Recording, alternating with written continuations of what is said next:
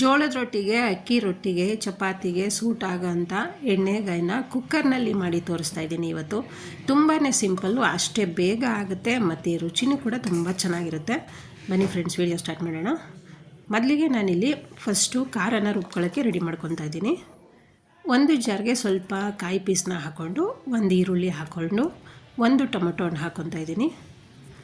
4 ಎಸಳು ಬೆಳ್ಳುಳ್ಳಿ, ಸ್ವಲ್ಪ ಹಸಿ ಶುಂಠಿ, 1 ಸ್ಪೂನಷ್ಟು ಹುರಿಗಡಲೆ, ಸ್ವಲ್ಪ ಹುಣಸೆ ಹಣ್ಣು, ಕೊತ್ತಂಬರಿ ಸ್ವಲ್ಪ, 1 ಸ್ಪೂನ್ ಸಾಂಬಾರು ಪುಡಿ.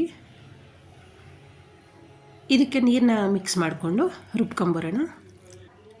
ನುಣ್ಣಗೆ ರುಬ್ಬಿದ್ದಾಗಿದೆ. 1/4 kgಯಷ್ಟು ದಪ್ಪ ಬದನೆಕಾಯಿನ ತೊಗೊಂಡು ನಾನು ತೋರಿಸ್ತಿದ್ದೀನಲ್ಲ ಆ ಥರ ಆ ಶೇಪಲ್ಲಿ ಕಟ್ ಮಾಡಿಕೊಂಡು ನೀರಲ್ಲಿ ಹಾಕಿಟ್ಕೊಂಡಿದ್ದೀನಿ. ಈಗ ಒಂದು ಕುಕ್ಕರ್ಗೆ 3 ಸ್ಪೂನಷ್ಟು ಆಯಿಲ್ ಹಾಕಿ ಇಟ್ಕೊಂಡಿದ್ದೀನಿ.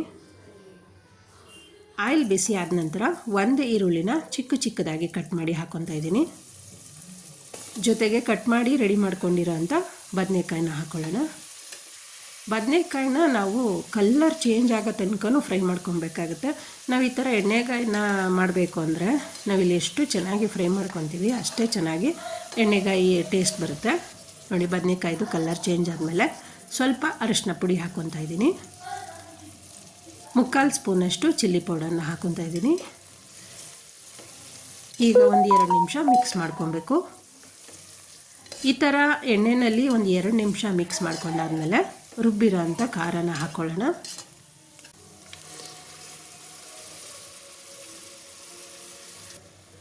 ಜಾರ್ಗೂ ಸ್ವಲ್ಪ ನೀರು ಹಾಕ್ಕೊಂಡು ಆ ನೀರು ಮಿಕ್ಸ್ ಮಾಡ್ಕೊತಾ ಇದ್ದೀನಿ. ತುಂಬಾ ತೆಳುವಾಗಲಿ ಅಥವಾ ತುಂಬಾ ಗಟ್ಟಿಯಾಗಿ ಮಾಡ್ಕೊಬಾರ್ದು. ಗ್ರೇವಿ ಬರುತ್ತಲ್ವ, ಆ ಹದ ಮಾಡಿಕೊಂಡ್ರೆ ಸಾಕಾಗುತ್ತೆ. ಸ್ವಲ್ಪ ಏನಾದರೂ ಗಟ್ಟಿ ಅಂತ ಅನಿಸಿದ್ರೆ ಸ್ವಲ್ಪ ನೀರು ಮಿಕ್ಸ್ ಮಾಡ್ಕೊಳ್ಳಿ.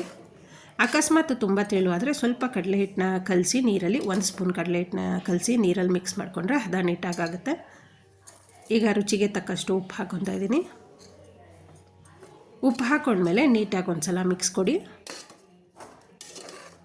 ಎಷ್ಟು ಬೇಗ ಆಗುತ್ತೆ ಅಂದರೆ ಈ ಥರ ಕುಕ್ಕರಲ್ಲಿ ಮಾಡೋದ್ರಿಂದ ತುಂಬಾ ಬೇಗ ಮಾಡ್ಕೊಬೋದು.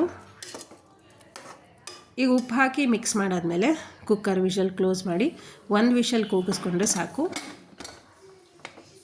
ವಿಷಲ್ನ ಓಪನ್ ಮಾಡಿ ತಣ್ಣಗಾದ್ಮೇಲೆ ತೋರಿಸ್ತಾ ಇದ್ದೀನಿ. ನೋಡಿ ಎಷ್ಟು ನೀಟಾಗಿ ಬರುತ್ತೆ ಅಂದರೆ ತುಂಬಾ ನೀಟಾಗಿ ಬರುತ್ತೆ.